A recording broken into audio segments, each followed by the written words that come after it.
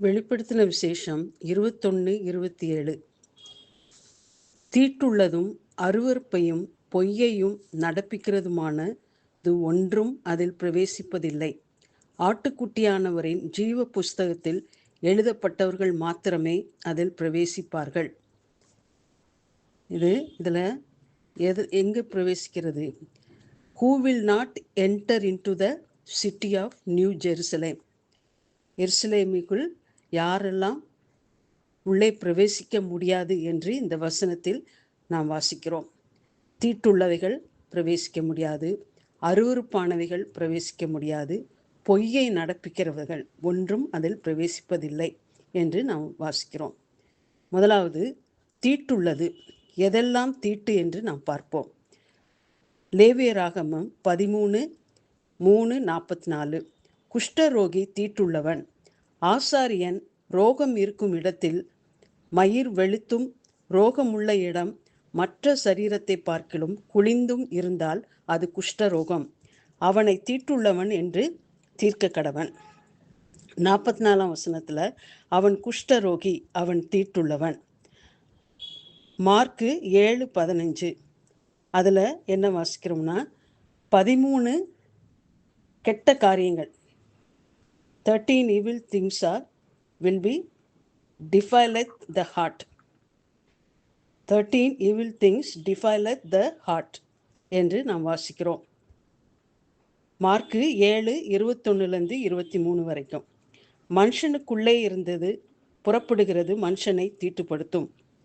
மனுஷனுடைய இருதயத்துக்கு உள்ளிருந்து பொல்லாத சிந்தனைகளும் விபச்சாரங்களும் வேசித்தனங்களும் கொலைபாதகங்களும் களவுகளும் பொருளாசைகளும் துஷ்டத்தனங்களும் கபடும் காம விகாரமும் வன்கண்ணும் தூஷணமும் பெருமையும் மதிகேடும் புறப்பட்டு வரும். பொல்லாங்கனவைகளாகிய இவைகளெல்லாம் உள்ளத்திலிருந்து புறப்பட்டு மனுஷனை தீட்டுப்படுத்தும் என்றார். நீதிமொழிகள் 14:10. இருதயத்தின் கசப்பு இருதயத்துக்கு தெரியும். எபிரேயர் 12:15. ஒருவனும் தேவனுடைய கிருபையை இழந்து போகாதபடிக்கும் யாதொரு கசப்பான வேர் முளைத்தெழும்பி கலக்கம் உண்டாக்குகிறதினால் தீட்டுப்படாதபடிக்கும் எச்சரிக்கையாய் இருக்க வேண்டும் என்று வாசிக்கிறோம். So the bitterness in the heart defileth. நான்காவதாக லேவியராகமம் 19:31. அஞ்சனம் பார்க்கிறவர்களை நாடி குறி சொல்லுகிறவர்களை தேடாதிருங்கள், அவர்களாலே தீட்டுப்பட வேண்டாம் என்று நாம் வாசிக்கிறோம். அதனால் அஞ்சனம் பார்க்கிறது, குறி கேட்கிறது, இதெல்லாம் தீட்டுப்படுகிற காரியங்கள். ஐந்தாவது, ஆதியாகமம் 49:4. மாம்சத்தினால் தீட்டுப்படுதல். ரூபனை பற்றி நாம் வாசிக்கும்போது, தண்ணீரை போல் தளம்பினவனே, நீ மேன்மை அடைய மாட்டாய், உன் தகப்பனுடைய மஞ்சத்தின் மேல் ஏறினாய், நீ அதை தீட்டுப்படுத்தினாய் என்று வாசிக்கிறோம். இதுதான் மாம்சத்தினால தீட்டுப்படுறது. யூதா 23. மாம்சத்தால் கரைப்பட்டிருக்கிற வஸ்திரத்தை வெறுத்து தள்ளுங்கள் என்று நாம் வாசிக்கிறோம். ஆறாவது, நரகலான விக்கிரகங்கள். எசேக்கியேல் 20:7. உங்களில் அவரவர் தங்கள் கண்களால் நோக்கின அருவருப்புகளை தள்ளிவிட்டு எகிப்தின் நரகலான விக்கிரகங்களால் உங்களை தீட்டுப்படுத்தாதிருப்பீர்களாக என்று எசேக்கியேல்ல வாசிக்கிறோம். சங்கீதம் 106:38. அவர்கள் தேசத்து விக்கிரகங்களுக்கு பலியிட்டு தங்கள் குமாரர் குமார்த்திகளுடைய குற்றமில்லாத இரத்தத்தை சிந்தினார்கள், தேசம் இரத்தத்தால் தீட்டுப்பட்டது என்று வாசிக்கிறோம். இதில் தீட்டுப்படுறதுல தன்னைத்தான் தீட்டுப்படுத்துதல். அதுக்கு தானியேல் 1:8. தானியேல் ராஜாவின் போஜனத்தினாலும் அவர் பானம் பண்ணும் திராட்சை ரசத்தினாலும் தன்னை தீட்டுப்படுத்தலாகாது என்று தன் இருதயத்தில் தீர்மானம் பண்ணி கொண்டு தன்னை தீட்டுப்படுத்தாதபடிக்கு பிரதானிகளின் தலைவனிடத்தில் வேண்டிக் கொண்டான். இது தன்னைத்தான் நாமே தீட்டுப்படுத்தாமல் இருக்க வேண்டும். அதற்கு தானியேல் ஒரு நல்ல உதாரணம். அடுத்தது யோசேப்பு. அவன் பிறரால் தீட்டுப்படாதபடி தன்னை காத்து கொண்டான். அந்த போத்திபாவின் மனைவி அவனை தீட்டுப்பட செய்யும்படி எவ்வளோ பிரயாசப்பட்டாள், ஆனால் அவன் தீட்டுப்படவில்லை, தன்னை காத்து கொண்டான். அடுத்தது போவாஸ். பிறரை தீட்டுப்படுத்தாதபடி எச்சரிக்கையாயிருந்தான். ரூத்தை அவன் தீட்டுப்படுத்தவில்லை என்று வாசிக்கிறோம். அதனால நம்மை நாமே தீட்டுப்படுத்தக்கூடாது, நாம் பிறரால் தீட்டுப்படுவதற்கு அனுமதிக்க கூடாது, பிறரை நாம் தீட்டுப்படுத்தக்கூடாது என்று நாம் பார்க்கிறோம். ரெண்டாவது காரியம் எது பிரவேசிக்க கூடாதுன்னா அருவருப்பானவைகள் எவைகள் என்று பார்ப்போம். 1. அருவருப்பான கிரியை. வெளிப்படுத்தின விசேஷம் 17:4-5. அந்த ஸ்திரீ இரத்தாம்பரமும் சிவப்பான ஆடையும் தரித்து பொன்னினாலும் இரத்தனத்தினாலும் முத்துக்களினாலும் சிங்காரிக்கப்பட்டு வேசித்தனமான அருவருப்புகளாலும் அசுத்தத்தாலும் நிறைந்த பொற்பாத்திரத்தை தன் கையிலே பிடித்திருந்தாள் என்று வாசிக்கிறோம். அவ வேசித்தனமான அருவருப்புகள், அசுத்தத்தாலும் நிறைந்த பொற்பாத்திரத்தை தன் கையில் பிடித்திருந்தாள் என்று வாசிக்கிறோம். மேலும் 5ஆம் வசனத்துல ரகசியம் மகாபாபிலோன் வேசிகளுக்கும் பூமியில் உள்ள அருவருப்புகளுக்கும் தாய் என்னும் நாமம் அவள் நெற்றியில் இருந்தது. அந்த ஸ்திரீ நெற்றியில என்ன இருந்துச்சான்? பூமியில் உள்ள சகல அருவருப்புகளுக்கும் தாய் என்று இருந்திருக்குது. வெளிப்படுத்தின 18:2 மகாபாபிலோன் அசுத்தமும் அருவருப்பும் உள்ள சகலவிதமான பறவைகளின் கூடுமாயிற்று என்று வாசிக்கிறோம். வேசித்தனம் ஒரு அருவருப்பு. 3வது உபாகமம் 22:5 புருஷரின் உடைகளை ஸ்திரீகள் தரிக்கலாகாது, ஸ்திரீகளின் உடைகளை புருஷர்கள் தரிக்கலாகாது, அப்படி செய்கிறவர்கள் எல்லாரும் உன் தேவனாகிய கர்த்தருக்கு அருவருப்பானவர்கள் என்று வாசிக்கிறோம். அடுத்ததாக உபாகமம் 23:18 வேசி பணயத்தையும் நாயின் கிரயத்தையும் அந்த பொருத்தனை நாளாகிலும் உன் தேவனாகிய கர்த்தரின் ஆலயத்துக்கு கொண்டு வராயாக, அவைகள் இரண்டும் உன் தேவனாகிய கர்த்தருக்கு அருவருப்பானவைகள் என்று வாசிக்கிறோம். வேசி பணம் அதுவும் வரக்கூடாது, நாயின் கிரயம் அந்த காசும் ஆலயத்துக்கு காணிக்கையாக கொடுங்க, அதெல்லாம் அருவருப்பானவைகள் என்று சொல்கிறார். அதே போல புருஷரின் உடைகளை ஸ்திரீகள் அணியக்கூடாது, ஸ்திரீகளின் உடைகளை புருஷர்கள் அணியக்கூடாது என்று நாம் பார்க்கிறோம். உபாகமம் 25:15-16 உன் தேவனாகிய கர்த்தர் உனக்கு கொடுக்கும் தேசத்தில் உன் நாட்கள் நீடித்திருக்கும்படி குறையற்ற சுமுத்திரையான நிறைக்கல்லும் குறையற்ற சுமுத்திரையான படியும் உன்னிடத்தில் இருக்க வேண்டும். இவை முதலான அநியாயத்தை செய்கிறவன் எவனும் உன் தேவனாகிய கர்த்தருக்கு அருவருப்பானவன். அதான் வியாபாரம் செய்யும் போது அதில் எப்படி இருக்கணும்? சுமுத்திரையான நிறைக்கல்லும் குறையற்ற படியும் காணப்பட வேண்டும். இந்த மாதிரி அநியாயம் செய்யக்கூடாது என்று, அநியாயம் செய்தால் அவர்கள் எல்லாம் கர்த்தருக்கு அருவருப்பானவர்கள், அவர்கள் உள்ளே பிரவேசிக்க முடியாது. அடுத்தது லூக்கா 16:15 அவர் அவர்களை நோக்கி, நீங்கள் மனுஷர் முன்பாக உங்களை நீதிமான்களாக காட்டுகிறீர்கள், தேவனோ உங்கள் இருதயங்களை அறிந்திருக்கிறார். மனுஷருக்குள்ளே மேன்மையாக எண்ணப்படுவது தேவனுக்கு முன்பாக அருவருப்பாக இருக்கிறது. அதான் வேதபாரக பரிசேயர் இவங்களெல்லாம் என்ன செஞ்சாங்க? மனுஷன் முன்பாக தங்களை நீதிமான்களாக காட்டுகிறார்கள், ஆனால் கர்த்தர் இருதயத்தை அறிந்திருக்கிறார். மனுஷருக்குள்ளே அது மேன்மையாக காணப்படலாம், ஆனால் கர்த்தருக்கு முன்பாக அது அருவருப்பானது என்று நாம் வாசிக்கிறோம். 2 கொரிந்தியர் 7:1 இப்படிப்பட்ட வாக்குத்தத்தங்கள் நமக்கு உண்டாயிருக்கிறபடியால் பிரியமானவர்களே, மாம்சத்திலும் ஆவியிலும் உண்டான எல்லா அசுசியும் நீங்க நம்மை சுத்திகரித்து கொண்டு பரிசுத்தமாகுதலை தேவ பயத்தோட பூரணமாக்க கடவோம்.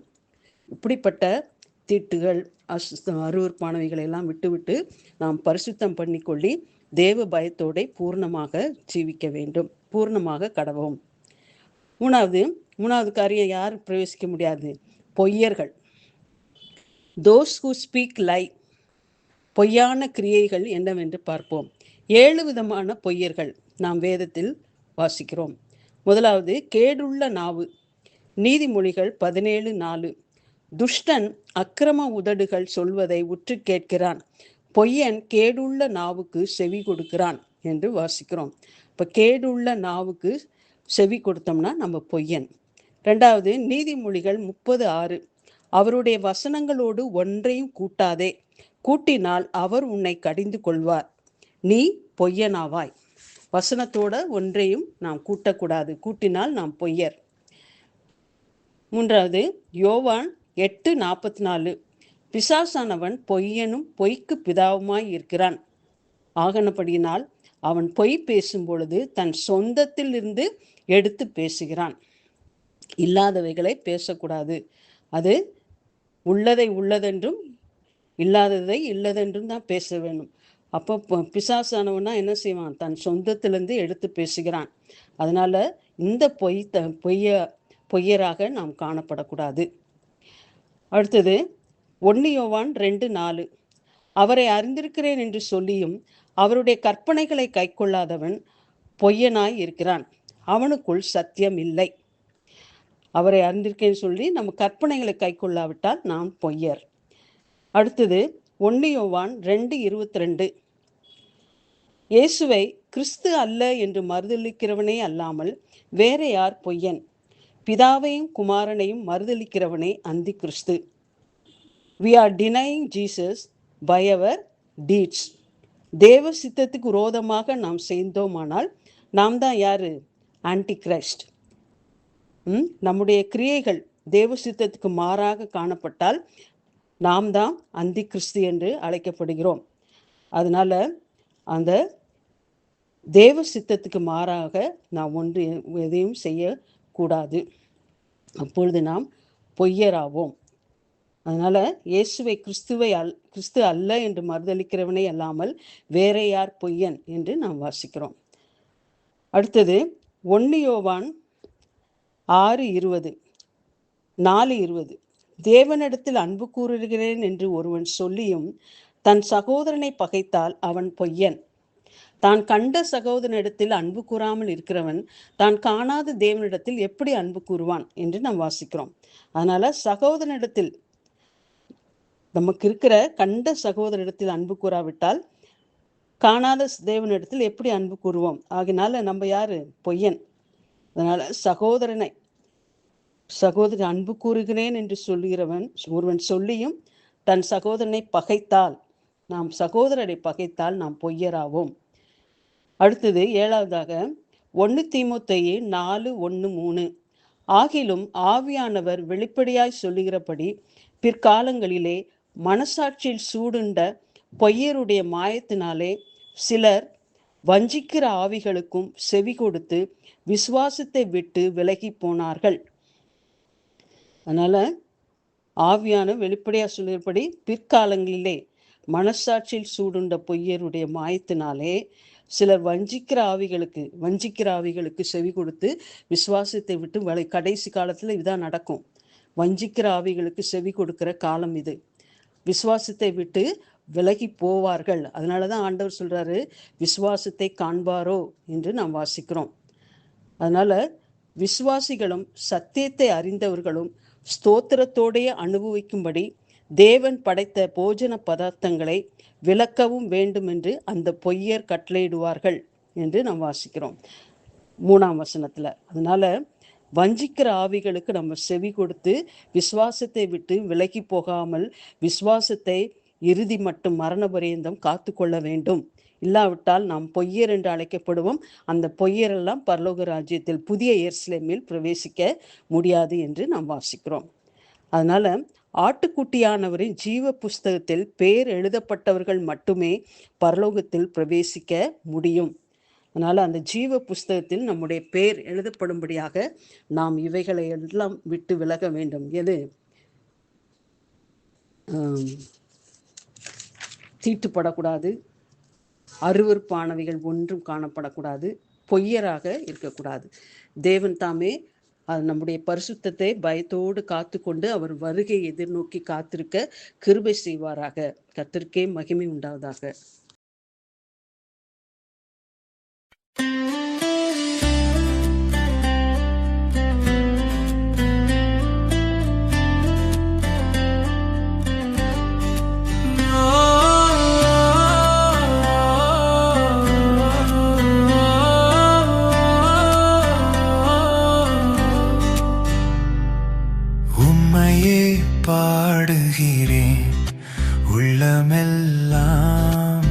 மகிழ்கின்றேன்.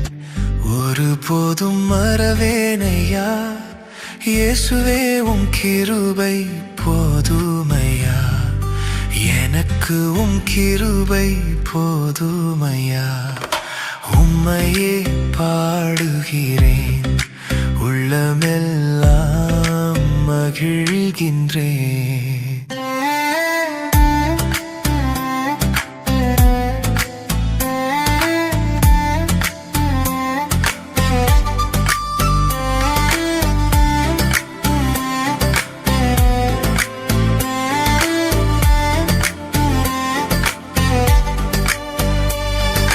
வாழ்க்கை பாதையிலே எத்தனையோ துயரங்கள் தோல்விகளும் வந்ததையா ஏசையா, தோல்விகளும் வந்ததையா.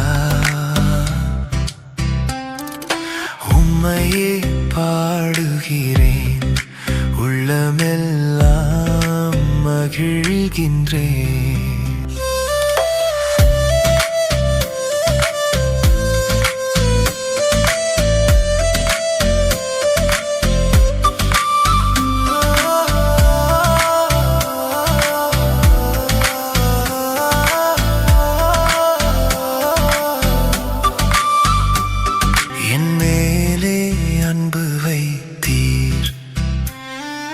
உள்ளத்தில் பாசம் வைத்தீர், கண்ணீரே துடைத்தீரையா, எந்தன் துன்பமெல்லாம் தீர்த்தீரையா.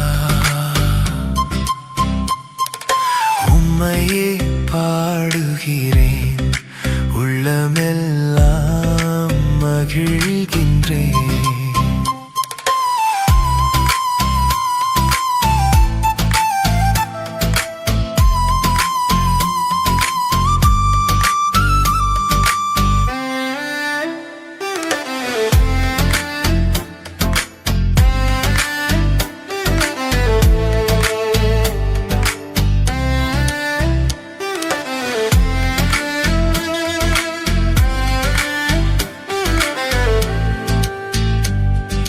பாடல்கள் பாடிடுவேன், வாயார புகழ்ந்திடுவேன்.